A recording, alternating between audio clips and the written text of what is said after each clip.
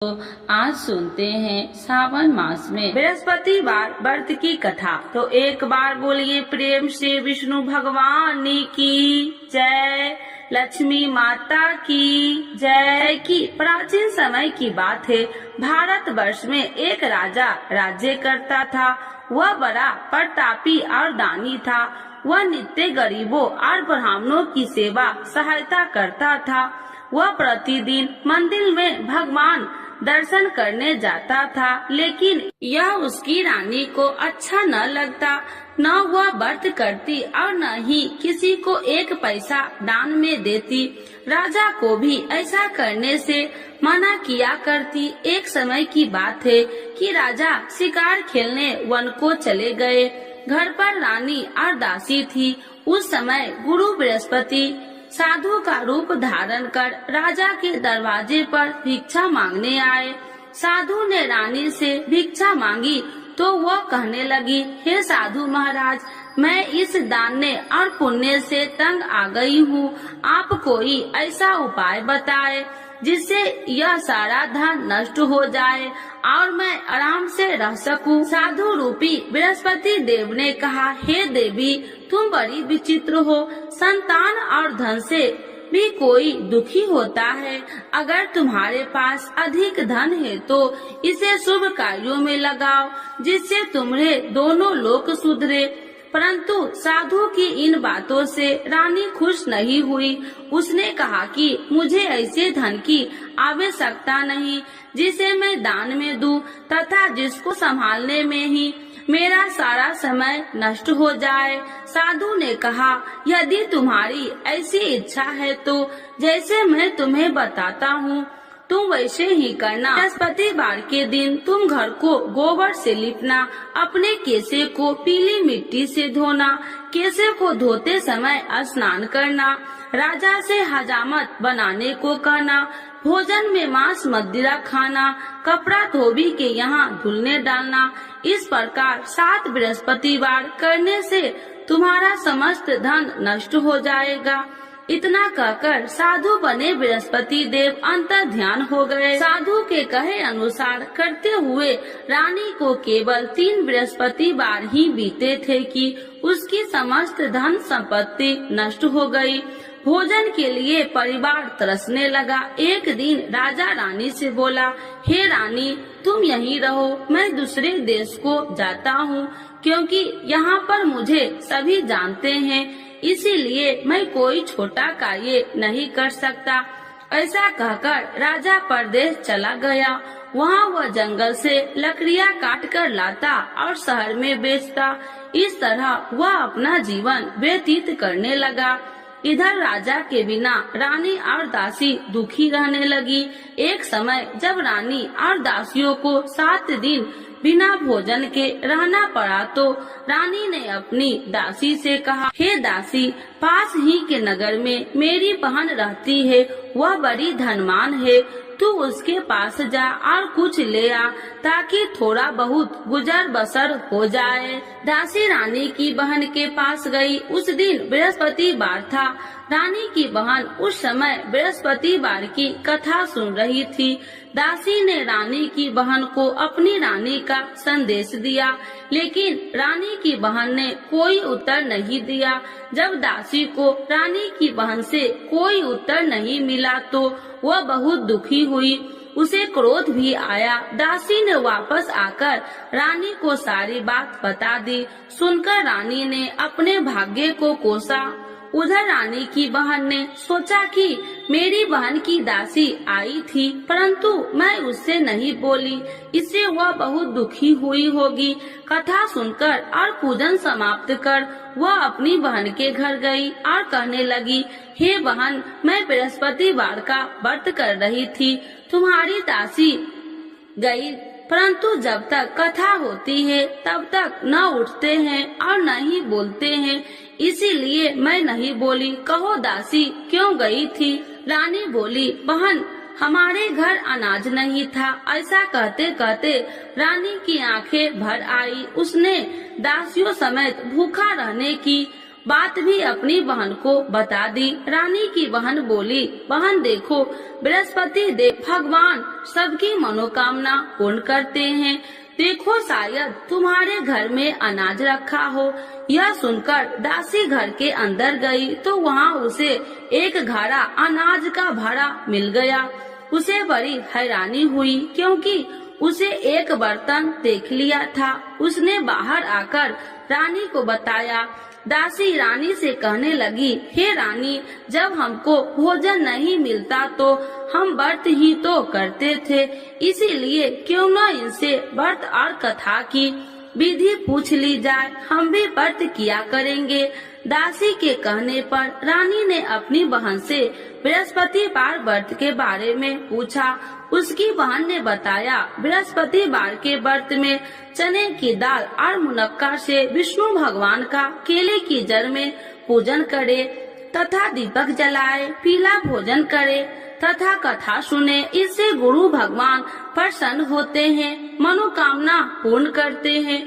व्रत और पूजन की विधि बताकर रानी की बहन अपने घर लौट आई। रानी और दासी दोनों में निश्चय किया कि बृहस्पति देव भगवान का पूजन जरूर करेंगे।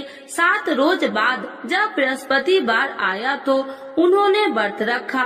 घुड़सार में जाकर चना और गुड़ बिल लाई तथा उसकी दाल से केले की जड़ तथा विष्णु भगवान का पूजन किया। अब पीला भोजन कहाँ से लाए? दोनों बड़ी दुखी हुई, परंतु उन्होंने व्रत किया था, इसीलिए बृहस्पति देव भगवान प्रसन्न थे। एक साधारण व्यक्ति के रूप में वे दोनों थालों में सुंदर पीला भोजन लेकर आए और दासी को देकर बोली, हे दासी, यह भोजन तुम्हारे लिए और तुम्हारी रानी के लिए है, इसे तुम दोनों ग्रहण करना। दासी भोजन पाकर बहुत प्रसन्न हुई। उसने रानी को सारी बात बताई। उसके बाद से वे प्रत्येक बृहस्पतिवार को गुरु भगवान का व्रत और पूजन करने लगी।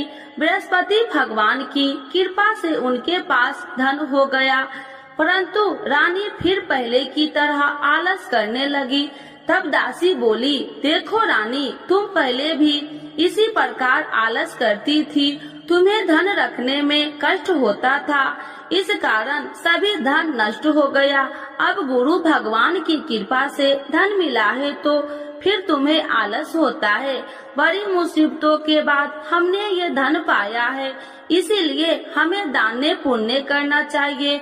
अब तुम भूखे मनुष्य को भोजन कराओ, प्याव लगवाओ, ब्राह्मणों को दान दो, कुआं, तालाब, बावड़ी आदि का निर्माण कराओ, मंदिर, पाठशाला बनाकर ज्ञान दो, कुमारी कन्याओं का विवाह करवाओ, अर्थात धन को शुभ कार्यों में खर्च करो, जिससे तुम्हारे कुल का यश बढ़ेगा तथा स्वर्ग की प्राप्ति हो और पितृ प्रसन्न हो। दासी की बात मानकर रानी शुभ कर्म में करने लगी, उसका यश फैलने लगा। एक दिन रानी और दासी आपस में विचार करने लगी कि जाने राजा किस दशा में होंगे, उनकी कोई खोज खबर भी नहीं है। उन्होंने श्रद्धा पूर्वक गुरु बृहस्पतिवार भगवान से प्रार्थना की, राजा जहाँ कहीं भी हो शीघ्र वापस आ जाए। उधर राजा परदेश में बहुत दुखी रहने लगा। वह प्रतिदिन जंगल से लकड़ियाँ बीन कर लाता और उसे शहर में बेचकर अपने दुखी जीवन को बड़ी कठिनता से व्यतीत करता। एक दिन दुखी हो अपनी पुरानी बातों को याद करके वह रोने लगा और उदास हो गया। उसी समय राजा के पास बृहस्पति देव साधु के भेष में आकर बोले, हे लकड़हारे, तुम इस सुनसान जंगल में किस चिंता में बैठे हो, मुझे बतलाओ। यह सुन राजा के नेत्रों में जल भर गया और साधु की वंदना कर राजा ने अपनी संपूर्ण कहानी सुना दी। महात्मा दयालु होते हैं। वे राजा से बोले, हे राजा, तुम्हारी पत्नी ने बृहस्पति देव के प्रति अपराध किया था, जिसके कारण तुम्हारी यह दशा हुई। अब तुम चिंता मत करो, भगवान तुम्हें पहले से अधिक धन देंगे। देखो, तुम्हारी पत्नी ने बृहस्पतिवार का व्रत प्रारंभ कर दिया है।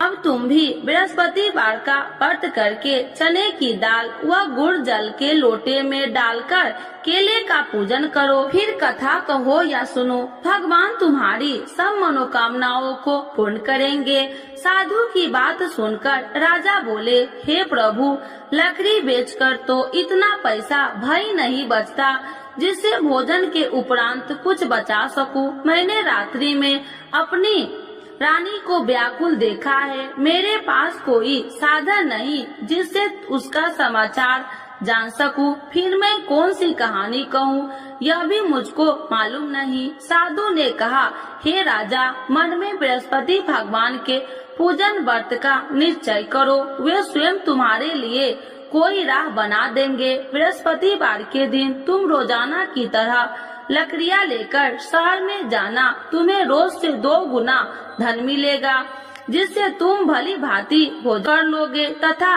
बृहस्पति देव की पूजा का सामान भी आ जाएगा। धीरे धीरे समय व्यतीत होने पर फिर बृहस्पतिवार का दिन आया। राजा जंगल से लकड़ियाँ काटकर शहर में बेचने लगा। उसे उस दिन और 2 दिनों से अधिक धन मिला। राजा ने चना गुड़ आदि लाकर बृहस्पतिवार का व्रत किया। उस दिन से उसके सभी कलेश दूर हुए।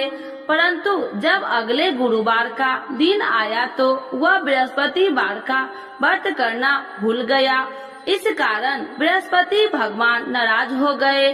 उस दिन उस नगर के राजा ने विशाल यज्ञ का आयोजन किया था तथा अपने समस्त राज्यों में घोषणा करवा दी कि सभी मेरे यहाँ भोजन करने आवे, किसी के घर चूल्हा न जले। इस आज्ञा को जो न मानेगा उसको फांसी दे दी जाएगी। राजा की आज्ञा अनुसार राज्य के सभी वासी राजा के भोजन में सम्मिलित हुए, लेकिन लकड़हारा कुछ देर से पहुंचा, इसीलिए राजा को उसको अपने साथ महल में ले गए। जब राजा लकड़हारे को भोजन करा रहे थे तो रानी की दृष्टि उस खूंटी पर पड़ी जिस पर उसका हार लटका हुआ था। उसे हार खूंटी पर लटका दिखाई नहीं दिया। रानी को निश्चय हो गया कि मेरा हार इस लकड़हारे ने चुरा लिया है। उसी समय सैनिक बुलाकर उसको जेल में डलवा दिया। लकड़हारा जेल में विचार करने लगा कि जाने कौन से पूर्व जन्म के कर्म से मुझे यह दुख प्राप्त हुआ है, और जंगल में मिले साधु को याद करने लगा। तत्काल बृहस्पति देव साधु के रूप में प्रकट हो गए और कहने लगे, अरे मूर्ख, तूने बृहस्पति देवता की कथा नहीं की, इसी कारण तुझे यह दुख प्राप्त हुआ है। अब चिंता मत कर, बृहस्पतिवार के दिन जेल खाने के दरवाजे पर तुझे 4 पैसे पड़े मिलेंगे। उनसे तू बृहस्पतिवार की पूजा करना तो तेरे सभी कष्ट दूर हो जाएंगे। अगले बृहस्पतिवार उसे जेल के द्वार पर 4 पैसा मिले। राजा के पूजा का सामान मंगवाकर कथा कही और प्रसाद बांटा। उसी रात्रि में बृहस्पति देव ने उस नगर के राजा को स्वप्न में कहा, हे राजा, तूने जिस जेल में बंद किया है उसे कल छोड़ देना, वह निर्दोष है। राजा प्रातः काल उठा और खूंटी पर हार टंगा देकर लकड़हारे को बुलाकर क्षमा मांगी तथा राजा के योग्य सुंदर वस्त्र आभूषण भेंट कर उसे विदा किया। गुरुदेव की आज्ञा अनुसार राजा अपने नगर को चल दिया। राजा जब नगर के निकट पहुंचा तो उसे बड़ा ही आश्चर्य हुआ। नगर में पहले से अधिक बाग, तालाब और कुएं तथा बहुत सी धर्मशालाएं, मंदिर आदि बने हुए थे। राजा ने पूछा कि यह किसका बाग और धर्मशाला है। तब नगर के सब लोग कहने लगे कि यह सब रानी और दासी द्वारा बनवाए गए हैं। राजा को आश्चर्य हुआ और गुस्सा भी आया कि उसकी अनुपस्थिति में रानी के पास धन कहां से आया होगा। जब रानी ने यह खबर सुनी कि राजा आ रहे हैं तो उसने अपनी दासी से कहा, हे दासी, देख राजा हमको कितनी बुरी हालत में छोड़ के गए थे, वह हमारी ऐसी हालत देखकर लौट न जाए, इसीलिए तू दरवाजे पर खड़ी हो जा।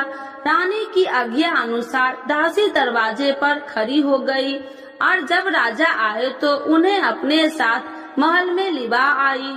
तब राजा ने क्रोध करके अपनी तलवार निकाली और पूछने लगी, बताओ यह धन तुम्हें कैसे प्राप्त हुआ। तब रानी ने सारी कथा कह सुनाई। राजा ने निश्चय किया कि मैं रोजाना दिन में 3 बार कहानी कहा करूँगा और रोज व्रत किया करूँगा।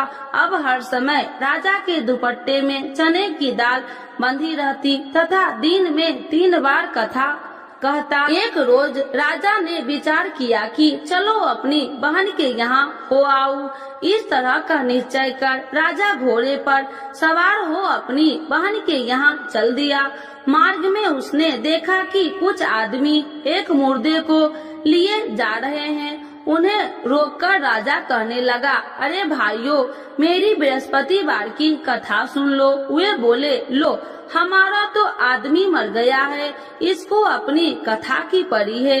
परंतु कुछ आदमी बोले, अच्छा कहो, हम तुम्हारी कथा भी सुनेंगे।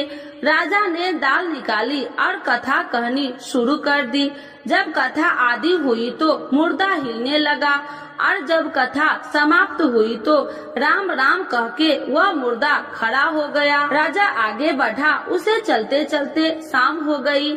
आगे मार्ग में उसे एक किसान खेत में हल चलाता मिला। राजा ने उसे कथा सुनने का आग्रह किया, लेकिन वह नहीं माना। राजा आगे चल पड़ा। राजा के हटते ही बैल पछाड़ खाकर गिर गए तथा किसान के पेट में बहुत जोर से दर्द होने लगी। उसी समय किसान की माँ रोटी लेकर आई। उसने जब देखा तो अपने पुत्र से सब हाल पूछा। बेटे ने सभी हाल बता दिया। बुढ़िया दौड़ी दौड़ी उस घुड़सार के पास पहुँची और उसने बोली, मैं तेरी कथा सुनूंगी, तू अपनी कथा मेरे खेत पर ही चलकर कहना। राजा ने लौटकर बुढ़िया के खेत पर जाकर कथा कही, जिसके सुनते ही बैल खड़े हो गए तथा किसान के पेट का दर्द भी बंद हो गया। राजा अपनी बहन के घर पहुंच गया। बहन ने भाई को खूब मेहमानबाजी की। दूसरे रोज प्रातः काल राजा जागा तो वह देखने लगा कि सब लोग भोजन कर रहे हैं।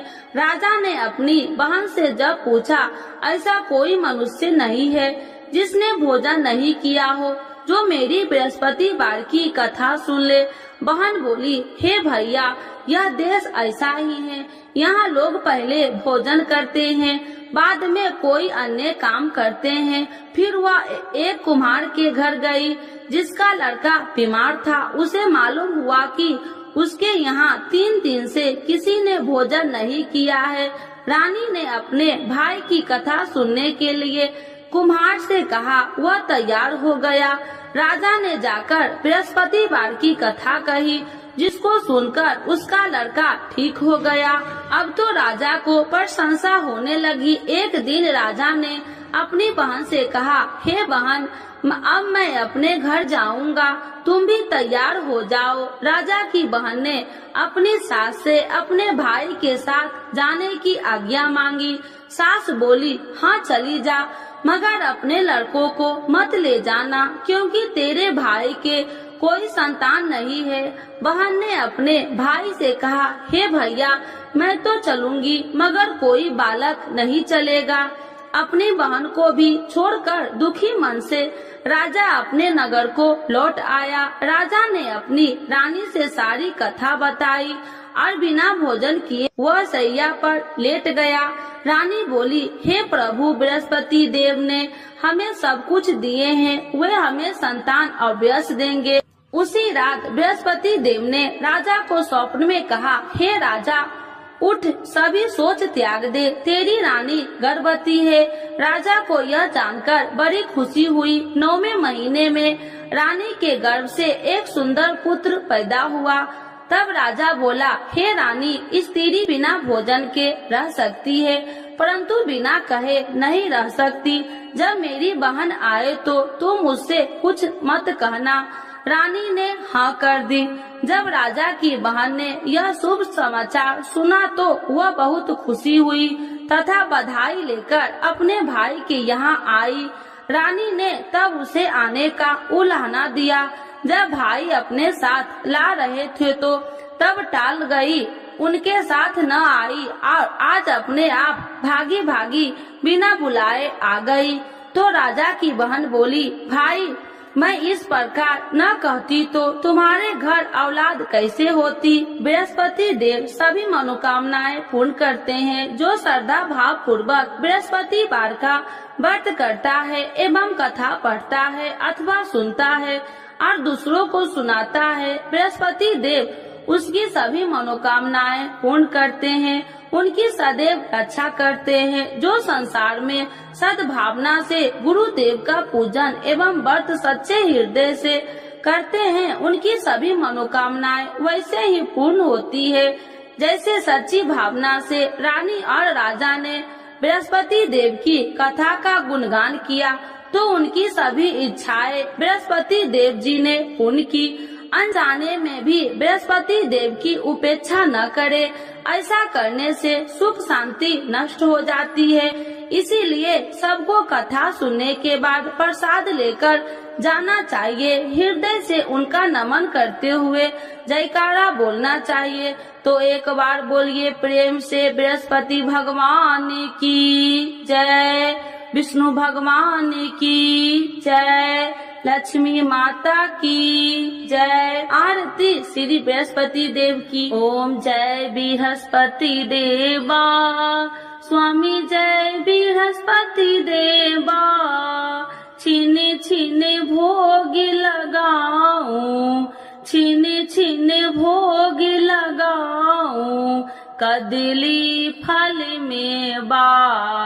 ओम जय बृहस्पति देवा, तुम्हें पूरन परमात्मा, तुम्हें अंतर्यामी, स्वामी तुम्हें अंतर्यामी। जगत पिता जगदीश्वर, जगत पिता जगदीश्वर, तुम्हें सबके स्वामी।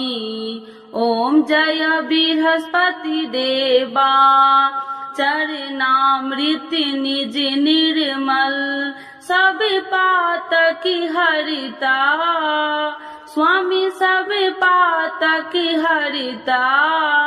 सकल मनोरथ दायकी, सकल मनोरथ दायकी, कृपा करो भरता। ओम जय बृहस्पति देवा, तन मन धन अर्पण कर, जो जन शरण पड़े, स्वामी जो जन शरण पड़े। प्रभु प्रकट तब हो करे, प्रभु प्रकट तब हो कर, आकर द्वार खड़े। ओम जय बृहस्पति देवा, दीन दयाल दयानिधि, भक्तन हितकारी, स्वामी भक्तन हितकारी। पाप दोष सब हरिता, पाप दोष सब हरिता, भव बंधन हारी। ओम जय बृहस्पति देवा, सकल मनोरथ दायकी, सब संशय तारो, स्वामी सब संशय तारो। विषय विकार मिटाओ, विषय विकार मिटाओ, संतन सुखकारी। ओम जय बृहस्पति देवा, जो कोई आरती तेरी प्रेम सहित गावे, स्वामी प्रेम सहित गावे। ज्येष्ठानंद बंद सो, ज्येष्ठानंद बंद सो, सो निश्चय पावे। ओम जय बृहस्पति देवा, स्वामी जय बृहस्पति देवा। बृहस्पति भगवान की जय, विष्णु भगवान की जय, लक्ष्मी माता की जय।